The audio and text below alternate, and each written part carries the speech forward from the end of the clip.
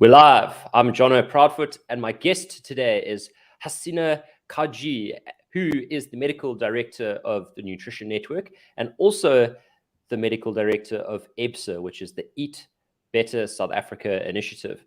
Now, a little anecdote about how we met. I remember it was, I think, 2015, and the Noakes Foundation had been looking for ways to really get stuck in, and they had split their resources between raising money for research and then raising money to actually make a difference in impoverished communities where people actually needed help the most.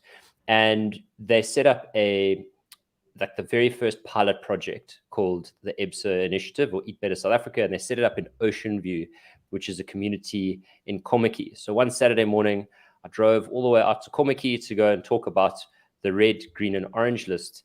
And there was Hassina, who had a newborn baby on her hip, walking around, like checking all the test tubes and blood tests and basically facilitating all of the medical goings on while I think your baby must have been a week old. So I knew from day one that she was very hardcore, but also very passionate and very enthusiastic.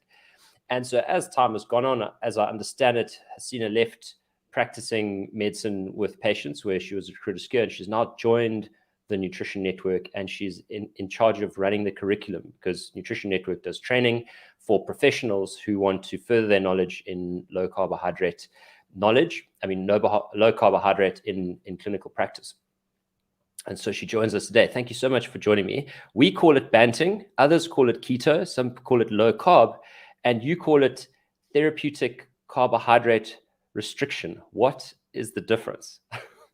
Hi, Jonno. Thank you so much. So the thing is that there is no specific lifestyle or diet, or it's not one size fits all. We're all individuals. We all have our own kind of genetic risk that we come to the party with. We all have our own stressors in life and how we deal with things.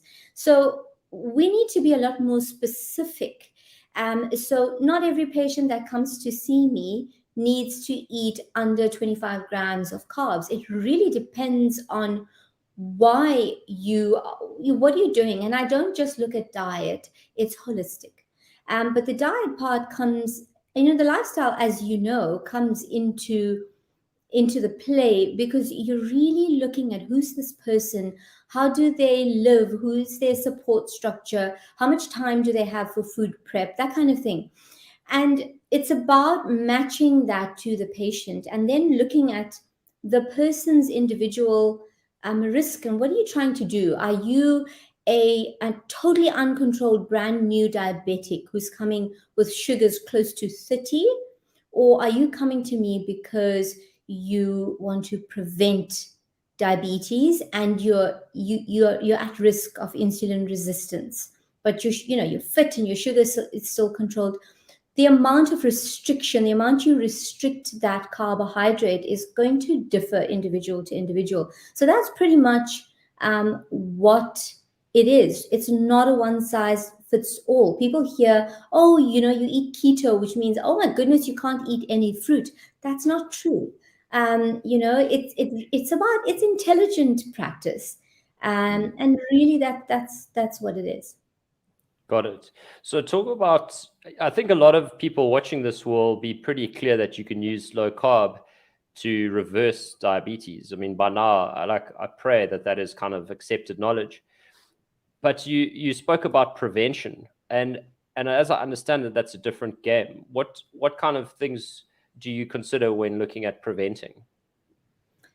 So in terms of prevention, you have to have a very clear idea of where you're coming from. And that you can do the full Monty approach where you get all your DNA and you can map your genes and you can see what you're susceptible to. You can check if you've got ligamental kind of fragility. And so this exercise or that type of exercise, you can do that. Or you can do it the very common sense way, which is what comes up in your family. Does cancer come up?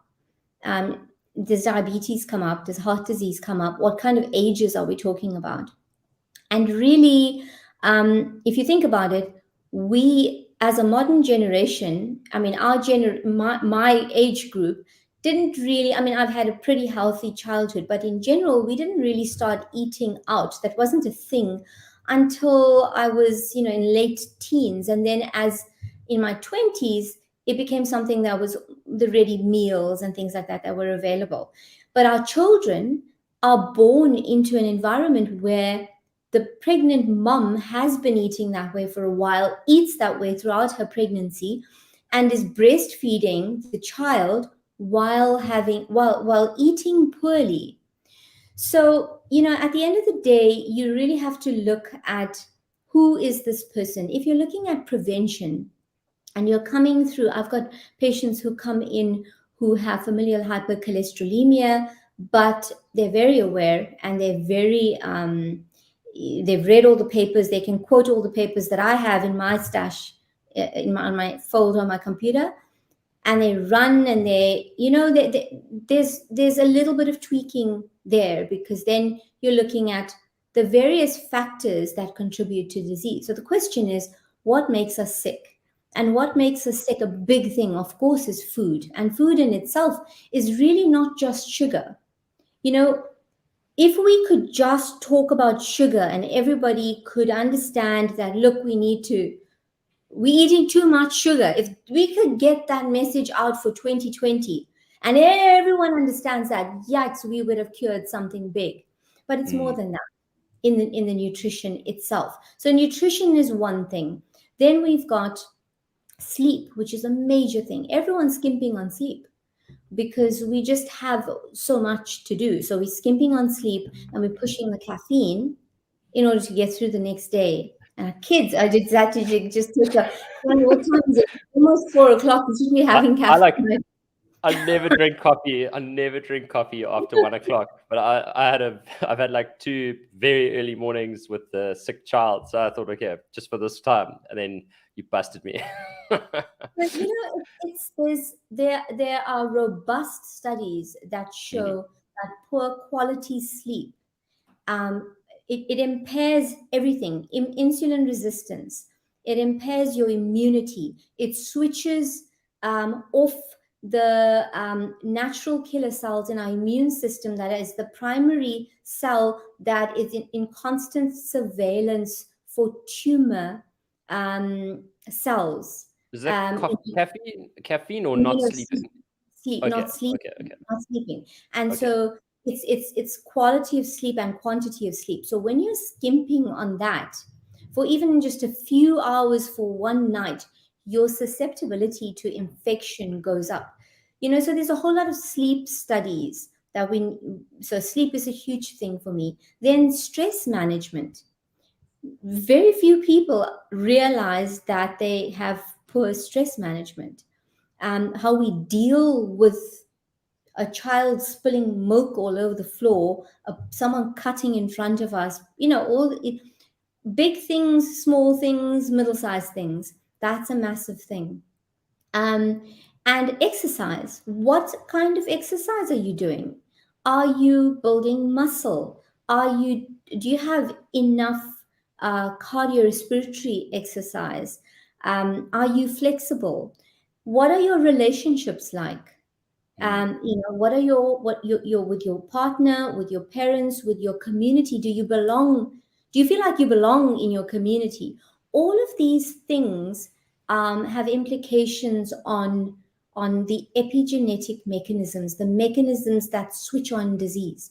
So we've got our genes, and then we've got these switches above the genes. And when there's certain things that have been proven to switch on certain disease driving genes, so again, it's what we know, it's lifestyle. So it's really about the person who's coming in who wants to prevent that. Is your diet on form? It doesn't have to be 100%, but 70-30, 80-20, more or less. I'm a bit of an idealist, a purist, so I'm more like a 99%, 1%, which is a negative for me because it's a stress-inducing mechanism for people who can't do that in my family. So that's a learning curve for me. So it's that. Are you sleeping enough? All of these questions. And it's just about guiding and just like pruning, not really pruning, but guiding a little bit and just journeying and being open to the journey rather than being like, oh, I'm so lazy or I'm such a slob or, labeling, rather just accept this is where I am. And yeah. I'm quite interested in your take on extreme fit or extreme health, because I know that people can tend to take it too far. I can't remember the term, but there's, you get instant gratification, and that's obviously a cost on everything. And then you get the opposite, which is when you are so disciplined that you actually rob yourself of all the fun in its entirety. And you said that you're 99%. Yeah, so that's my gene code, my gene, So can I just chat about that a little bit? Because please, go for it. Because my own journey as a doctor, you have to realize that in school you're focused on excelling. Like in terms of academics, you have to sit your bum in the chair, and you're grade driven. And then you get into university and you're now competing with all those people who are also grade driven. And then you become a doctor and you plopped into this real world where you're diagnosing real people and, seeing real people grieve. So you haven't really had a chance to develop as a person unless you've had good role models. And it really is difficult, because you see, in med school, I had so many colleagues who were on the brink of suicide because they hadn't developed other avenues or other parts of themselves. So they were grading themselves by their grades. So if they got 98% and they were supposed to get 100%, that was like a disaster zone. So thankfully I'm not there. But my own journey is that I know that I'm a perfectionist. And it came up when my daughter, before, when you met me, my son was just born and my daughter was 3 at the time. So we were a relatively healthy family, but she did get the mom who baked her the fondant covered cakes. And I remember I never had training in that. So it was like a YouTube thing. And I had to get that edge of the fondant so sharp, and I couldn't get it. And I was like, there's a point to what I'm saying here. And I realized that there's this, where the heck is this perfectionism coming from? It's a 2-year-old's birthday party. The people from school are coming. That's it. And it was a journey that really that particular time highlighted that I thought I was a perfectionist and I wore it as a crown. Oh, I'm a perfectionist. But I realized how debilitating it was, because indeed it was robbing me. I had to have the house exactly clean and dust free and all the things checked.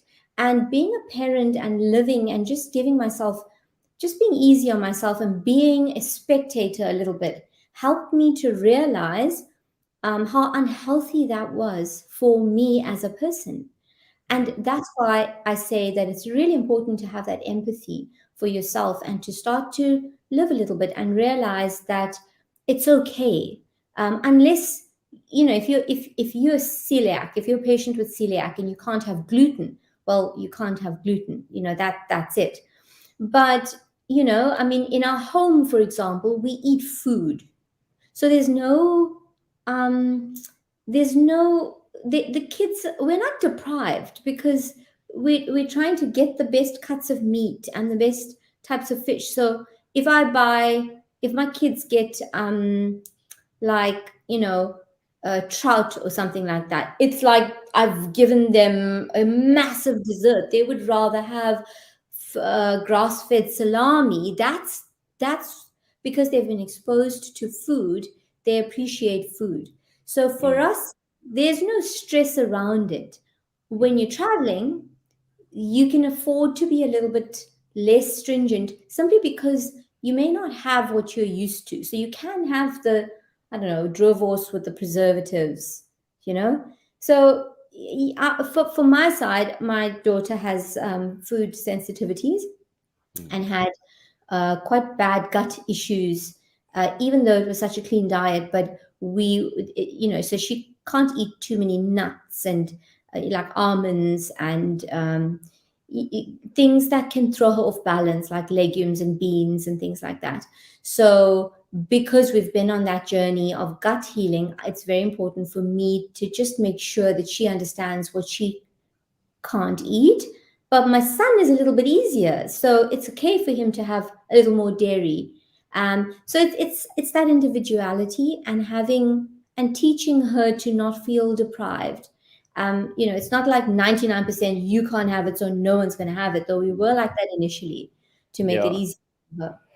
I'm Yeah. interested in the difference between causing and preventing. And I had this argument when we wrote Raising Superheroes, where someone said to me, if you don't give a child gluten, they'll grow up being gluten intolerant. And so maybe this is connected to the epigenetics that you were mentioning earlier. What's your take on exposure to prevent or exposure to just express the genes? Is there science there? So it has to do with gut health. So the way I think about it, and there's a book that I'm going to try and pull up on Kindle. It's by Dr. Gundry, who's a cardiologist, who I'll get the title just now. But essentially, he describes the gut as a dam wall. So if you consider the dam wall and you consider that it's really damaged, so you've had exposure to, PUFAs and lectins and preservatives and all of these things, and you're susceptible. Some people are a little bit more resilient, but you're more susceptible genetically, and you have eczema and you live with it, or you have asthma and you live with it, and you take the pumps and you take the medication, or some form of autoimmune disease or whatever it is, and you just live with it. If you look at that gut, you're missing lots of bricks. So if you pull out a few more bricks, you're going to feel it, because you're going to have the integrity of that wall is damaged.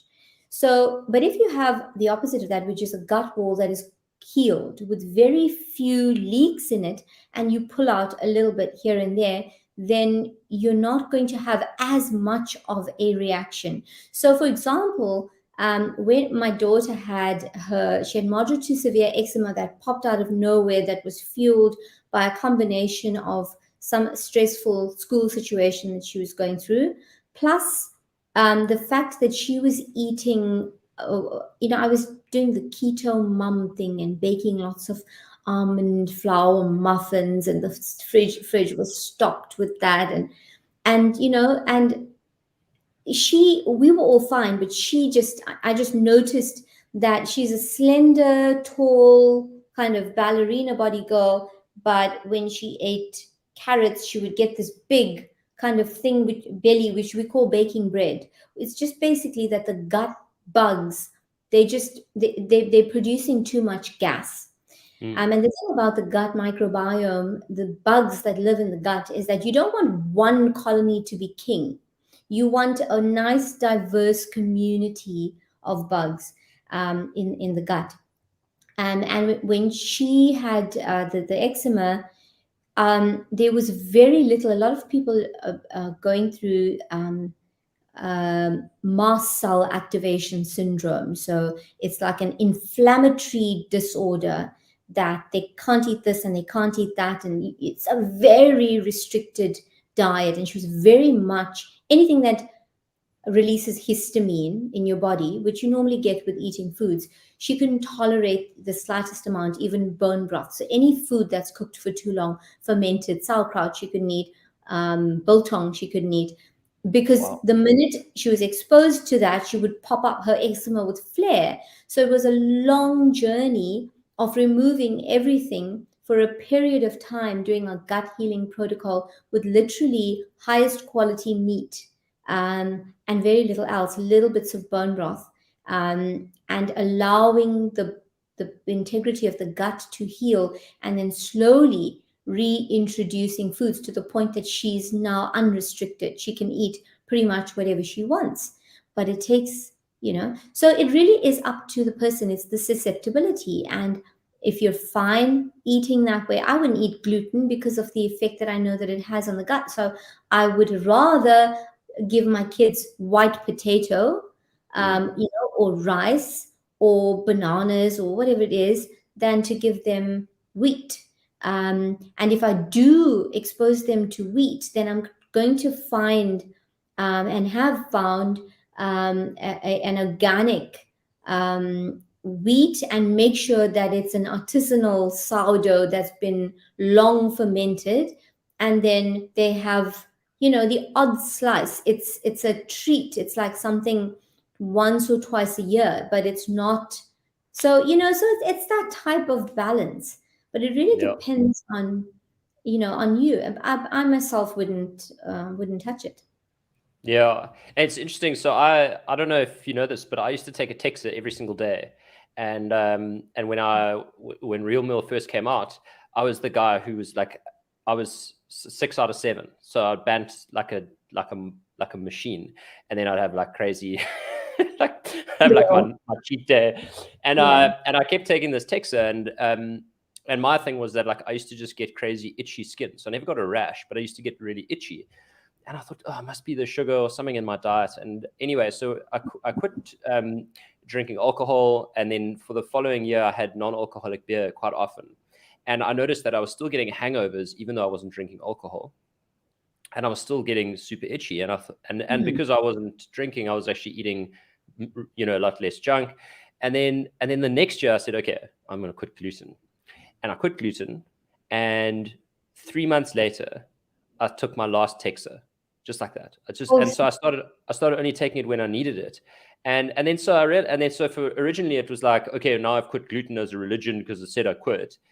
And then I realized like actually the reason I wanted to quit was because I didn't want to medicate myself for something that I didn't need medication for.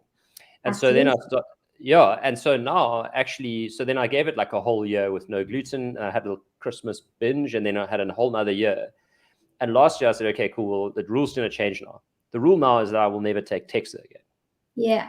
And so now I eat gluten, and then I wait a week, and a week later, if I'm itchy, then I'm like, no, that's it. You've like crossed the threshold. But I'm managing it like that. So it's shifted it from being this religious, like, I'm the real meal guy, and therefore I will not eat, to like, actually, you're just preventing pain, etc. But it took like 2 years to get to that point of like healing the gut. So I'm curious how long it took your daughter to heal her gut, and so if there are any other stories there. It took about 18 months of being quite strict with, you can't touch the bean salad from Cafe Roo from the deli. You can't, that kind of thing, like that strict. She could have salami and that kind of thing again, and the bone broth and all of that. But it was it differs. Like I've had a patient who had chronic fatigue syndrome, who literally would get the energy. She had to get the energy up to come to see me the first time, because I physically had to examine her. And she literally could just get up and say goodbye to her kids in the morning, and then she would lie down. She couldn't do yoga. She had to do very minimal activity. And she started the protocol and mailed me a couple of months later to say her life has changed. And it literally is there's so much good that can come from just removing what's not good for you. It's not about what I should eat even. It's about what's not good for you.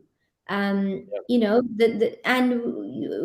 thing that we don't talk about often enough is the PUFAs, and the linoleic acid and the bad fats, because those are extremely inflammatory. I mean, I've had my fair share of going out, and then you order whatever it is, the ribs or the chicken or whatever, and it's been cooked in whatever, sunflower oil. It's not going to be done in lard or tallow. And you go, oh, whatever, it's one day.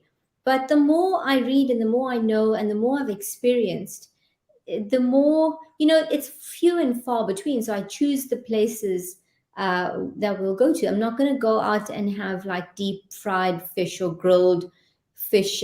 That's my choice. But at the same time, you have to do you. So for me to be authentically who I am, I need to, I don't want to eat the food. If I eat that food that's not okay for me, I feel horrible while I'm eating it.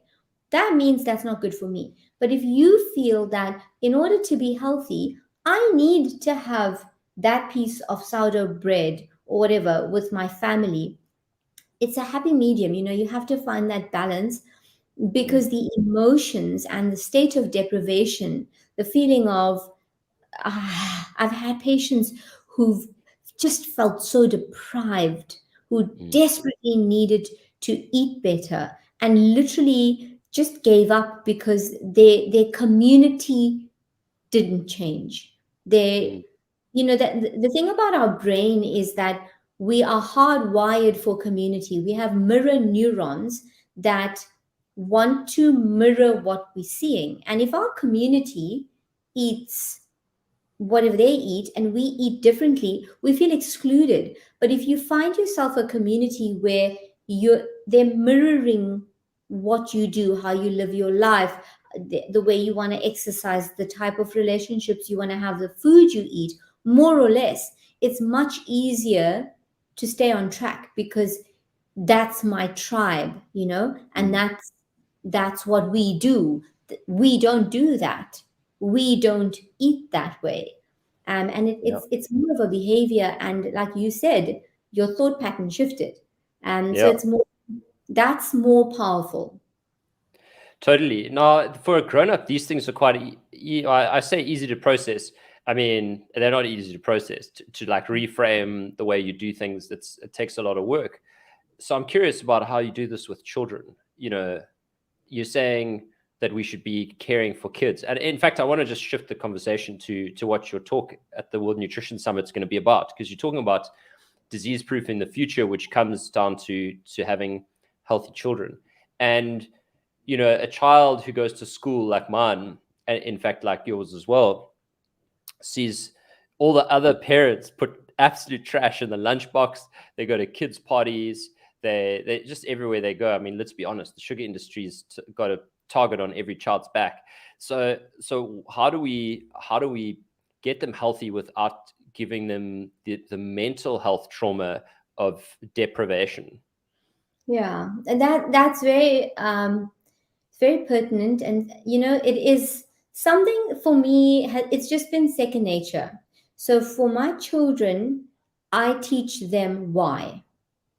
So they know that a banana has 8 to 10 teaspoons of sugar.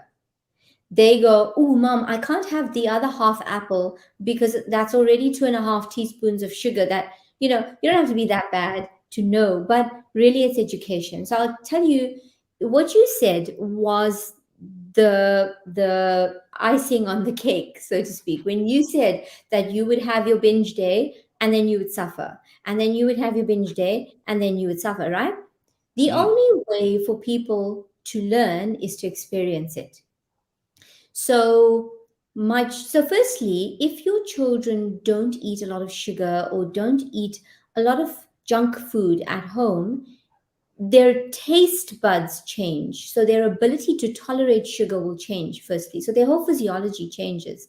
So they may want to take that big blue, whatever, Cookie Monster cupcake thing with all the icing, but they're not going to be able to finish it. They're going to have half and then they're going to feel terrible.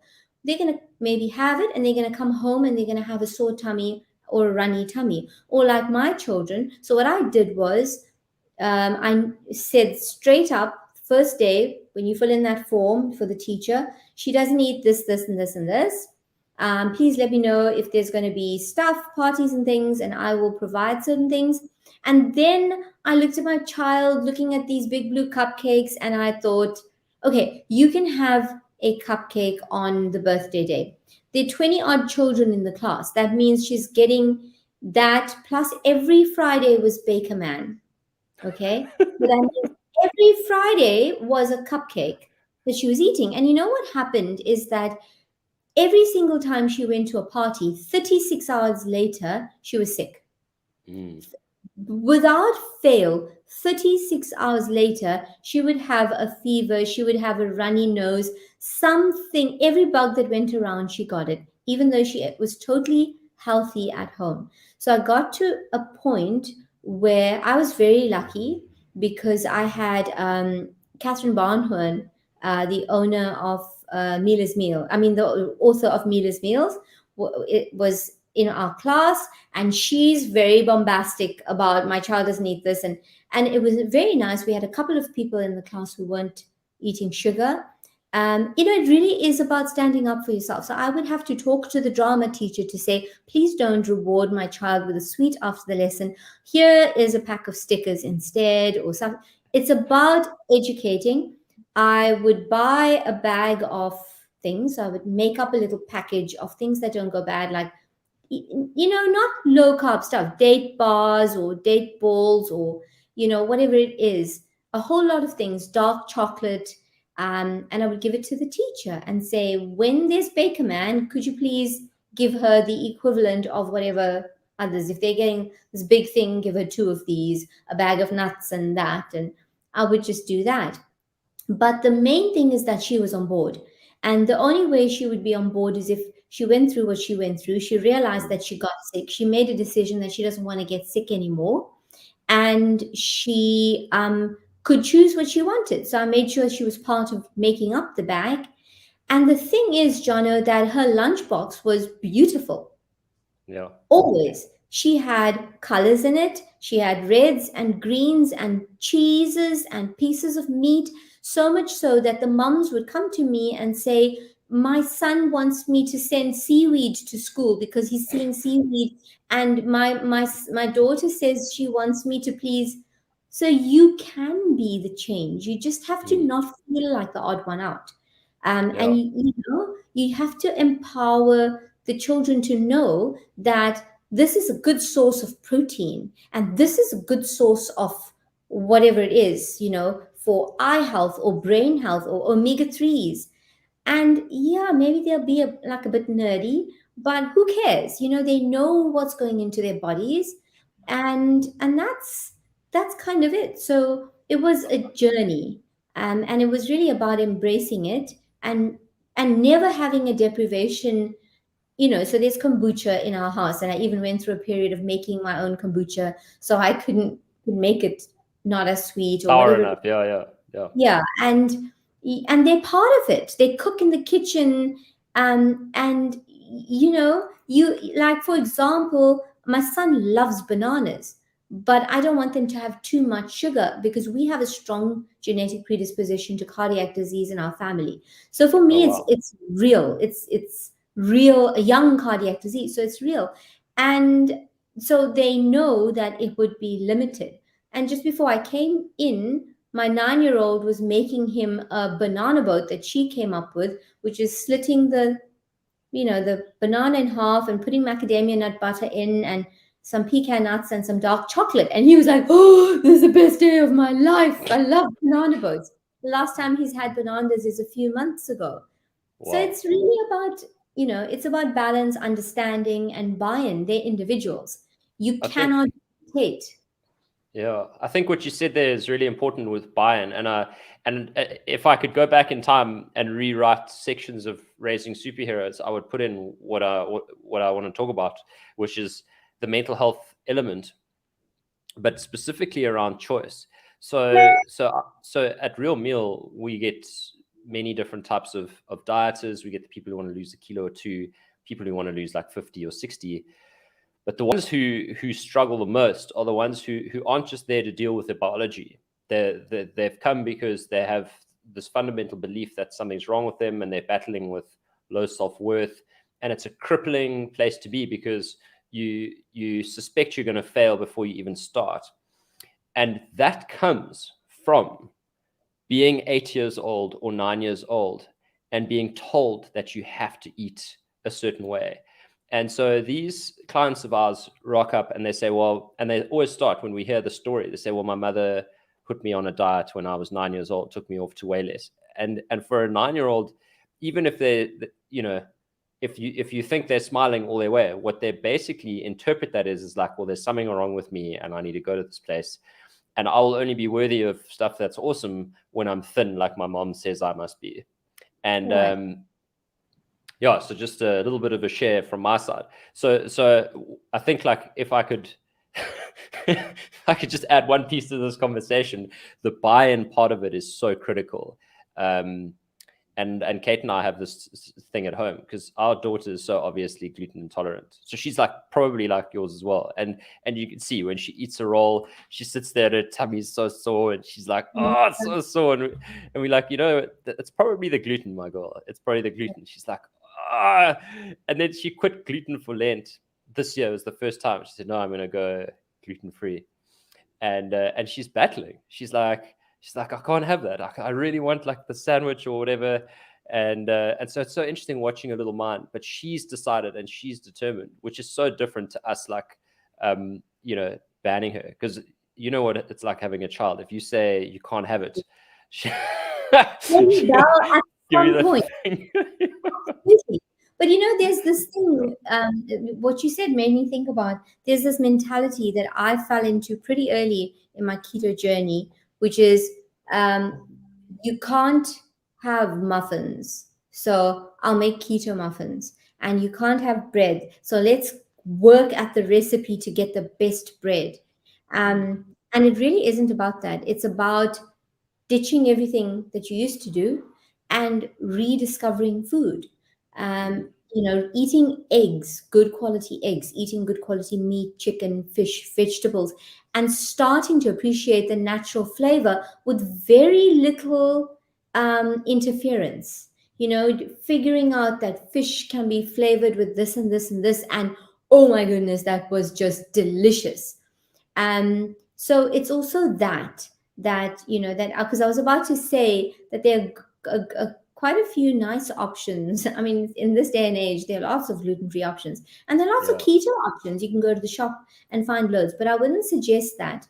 You know, for people, the adults watching this, I wouldn't suggest that you go replace this with that. I would suggest that you figure yourself out, figure out what you need, what you like, what you enjoy, and then go, oh, I can try that Banting bread and I can have that as a substitute once a week instead of falling off and having the stuff that's harmful for me. But the thing is that it's not just food related in terms of childhood. And this is where the relationship part of longevity and health comes in. It is about connection. It is about respect. And it is about that child having a voice from the moment they're born, that, you know, that type of parenting, that we see them as individuals, that we give them, you know, you're still the parent. It's up to you to decide. I'm not saying you have the child has the choice for everything, but it's about respecting that it's a dance, that sometimes I'm going to lead, sometimes you're going to lead, and you're going to figure out when is the point for the child's going to say, I've had some horrible situations with my children. Like my son had this issue where he couldn't swallow granular textures. And there was an egg on his plate and he wouldn't eat the yellow. And I said, you're going to eat that. And he said, like, I was not as mature. I'm a work in progress. But I said, you're going to eat that. And we were rushing, and then you're going to eat that, because I thought he was being difficult because he's a strong personality. He said, Mom, I feel like I'm going to vomit if I eat that. I said, you're going to eat it. And he swallowed it and he vomited. And like, he didn't make it happen. And to this day, about 4 years later, he reminds me, do you remember that time you made me eat that thing? And I told you that my body was telling me no. So now, you know, you learn as a parent, and you have to learn that, like, you know, that person who's in that body knows their body better. And so, you know, you have to figure out tricks. For example, if my son's off fish and I pull out a packet of seaweed and I say, "Ooh, do you want to," and you dip it in some like tamari or something. "Well, do you want to try some, make your own sushi?" And he's like, "Ooh," suddenly the fish is, the whole plate's Exciting. gone. And yeah. So I want to talk about some statistics, if you know them offhand. And you spoke about, because we were talking about, the problem with kids, and perhaps you can give it some context, is that I think when I was in my teens, in the mid 90s, late 90s, I was a teenager, and early 2000s, type 2 diabetes was called adult onset diabetes. And now it's more commonly referred to as type 2 diabetes. And actually, we're getting a lot of teenagers and some children with type 2 diabetes and non-alcoholic fatty liver disease. And so the context of this chat's really to address the elephant in the room, which is that kids are getting like what we previously known as like old people conditions, really, really young. What kind of stats can you tell us, and how will you be addressing this in your talk? Yeah, I mean, look, as you said, the numbers of children that pediatricians are seeing with these adult onset diseases, they're astronomical. If you read any of Dr. Robert Lustig's books, he practices as an endocrinologist and a pediatrician. He's not in practice anymore. He's retired. But the numbers are astronomical. And I, for example, if I just go through my own history, studying as a medical student and then going through my specialization training and then practicing, went from never seeing a young person with a heart attack, you see overweight people, to suddenly in my specialization seeing quite a few people coming in, under 10 in my entire that specialization part, internship, all of that, under the age of 30, coming in with an MI, to running a high care unit where 10 of the beds at one point, all 10, 100% of the beds were full of cardiac disease, and about half of those people were under 35, definitely under 40. And what was worse for me was having a man in the bed at the age of like 28 with his wife coming to visit him. So he's had a massive MI.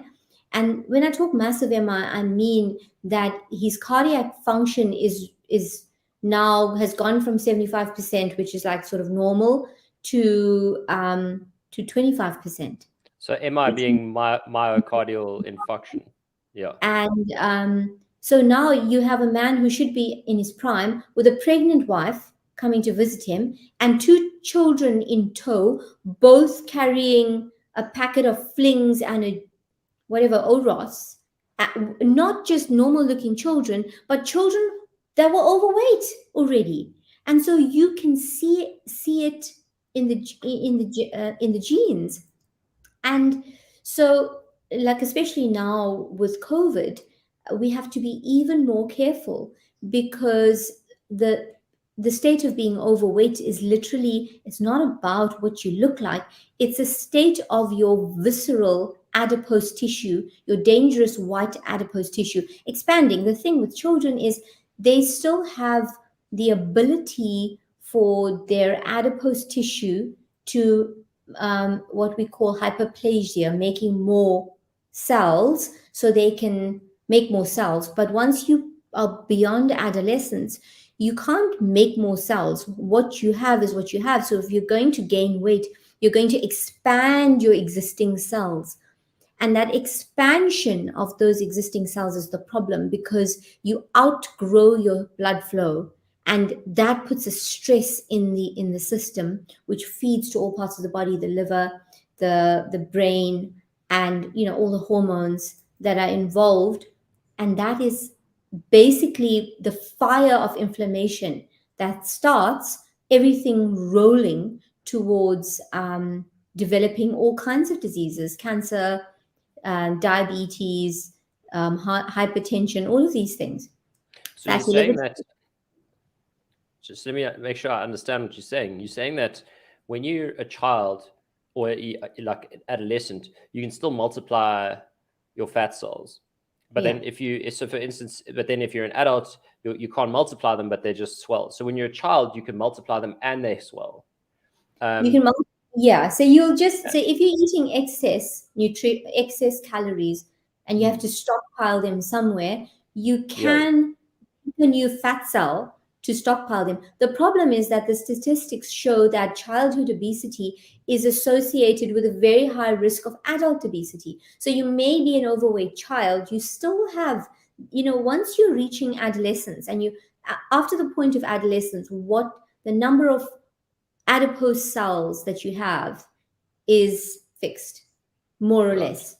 There is this tiny group of people who can be overweight and metabolically healthy, which I'm not saying I'm 100% on board with, but it's not I just want people to know that it's not about, the child has a little bit of fat to lose. There's inflammation underlying. The underlying aspect is inflammation, because it's that inflammation that is the driver of chronic disease, of that obesity. We need to stop thinking of obesity as an external look, and we need to start thinking of obesity as inflammation. And that's where it's tying into what is driving that inflammation. Poor sleep drives inflammation. Poor mental health drives inflammation. The cortisol spikes and all of that. Poor diet drives inflammation.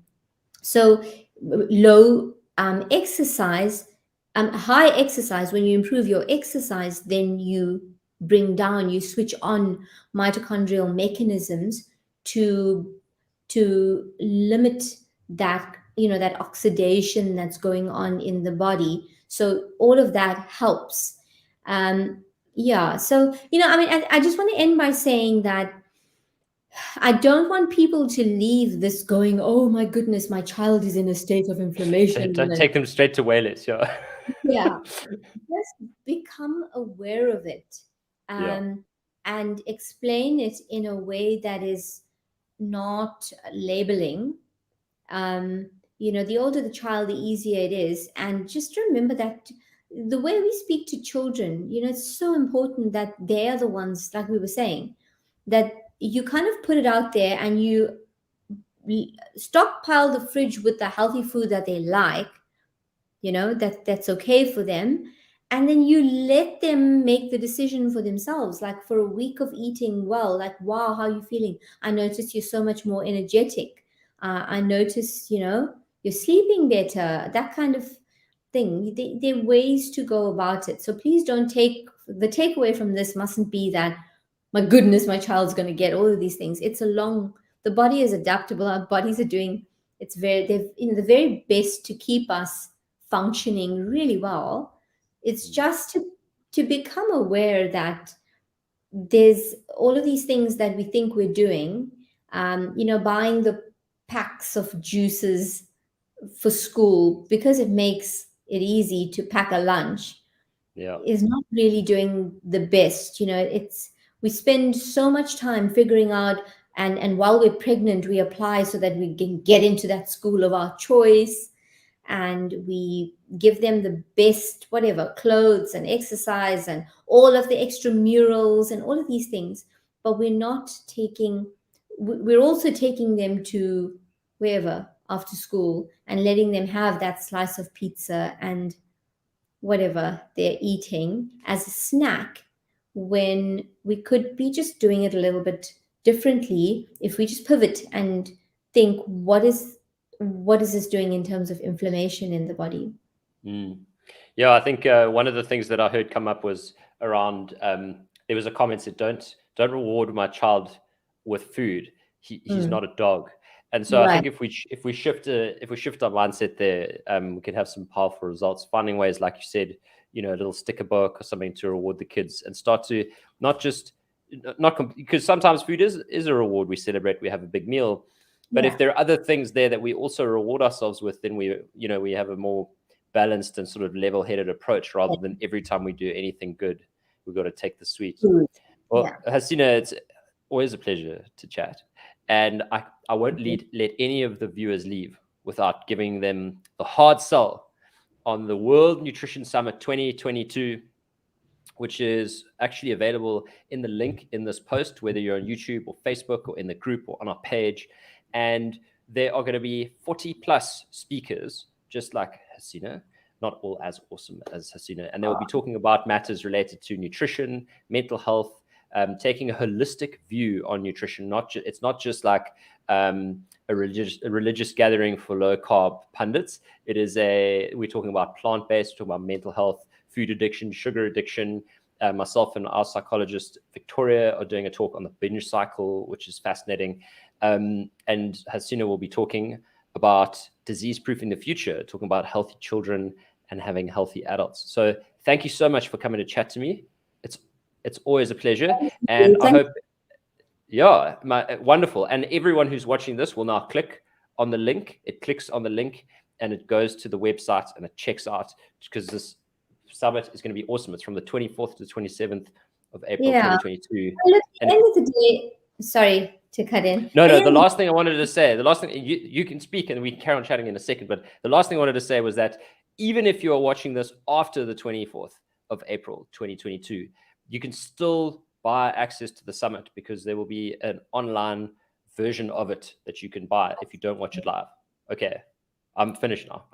Yeah. So the thing about the summit is that it was a total success. We had the first one last year and it was just overwhelmingly successful. The reason the story with Prof. Noakes and everybody suddenly, these banters and these low carb people. And, the takeaway from that is that we need to be able to challenge all of these ideas that come up. As scientists, we need to be able to have these conversations. The last thing we wanted was to have a platform where somebody comes and says, listen, I'm vegan. And we go, oh, don't talk to me about veganism, because everybody approaches health from a different standpoint. So we wanted to create a platform where people are free to discuss. And, it's lovely to have this community of low carb enthusiasts who meet and chat, and we've grown so much in that world. But we live in the real world and we need to address the challenges specific to certain areas. For example, Africa has a whole lot of different challenges. People who aren't able to afford low carb, they have to eat maize. Funny enough, a quick story from one of our nutrition network doctors in Africa. He created a clinic in a rural village where the people literally went from eating more of an industrial kind of diet, and they started to eat what they normally eat in the rural area, which is still tapioca, which is still legumes and beans. And he's had patients whose HbA1cs have gone from 16 to 4.3 while eating legumes, sweet potato, tapioca.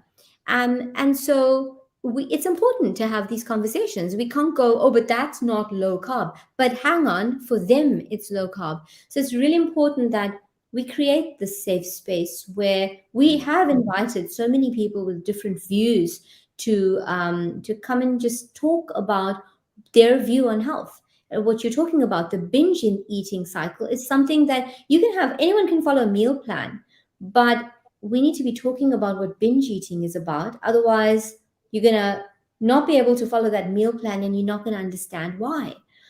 So that's why we have the nutrition network as well for people. It's not just for medical practitioners. It's also for lay people who want to train as advisors and coaches, because that was a huge need that we realized. People, sent us so many messages saying, please, can you create this?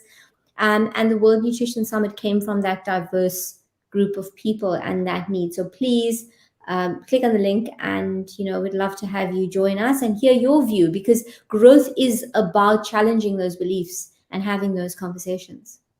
Awesome. Hassina Kajee, Dr. Extraordinaire, Medical Director of Nutrition Network. Thank you once again. And I'll see you in a couple of weeks' time at the convention. Can't wait. Thanks so much.